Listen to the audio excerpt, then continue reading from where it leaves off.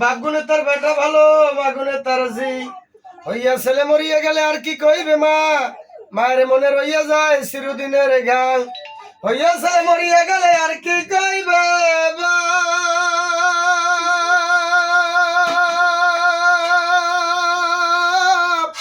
বাবার মনে রইয়া যাবে চির আগুনের তাপ।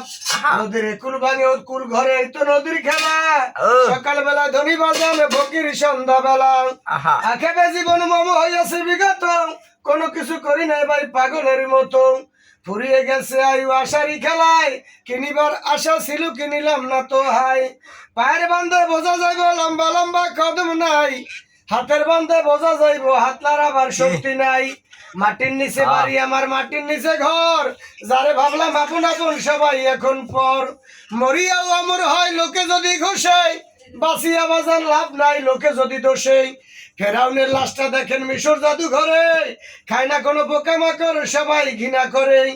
আকাশেতে লক্ষ্য তারা চাঁদ বাজান একটা রে, লক্ষ লক্ষ মানুষের ভিতরে একজন মমিন বান্দা ভালো রে।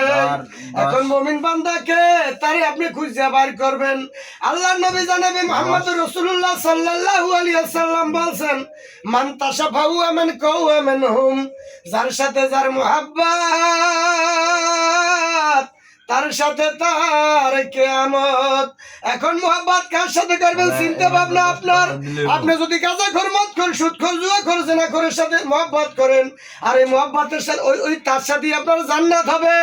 আর আপনি যদি সদিকিন মুসলমান বান্দার সাথে মুহাব্বত করেন, ওই মুসলমান বান্দার সাথে আপনার জান্নাত হবে। এখন আপনি কার সাথে মুহাব্বত করবেন চিন্তা ভাবনা বাজান আপনার।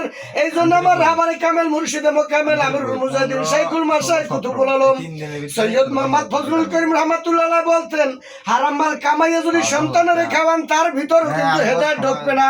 চিন্তা ভাবনা করে দেখেন, হালাল কামাইবেন না হারাম কামাইবেন।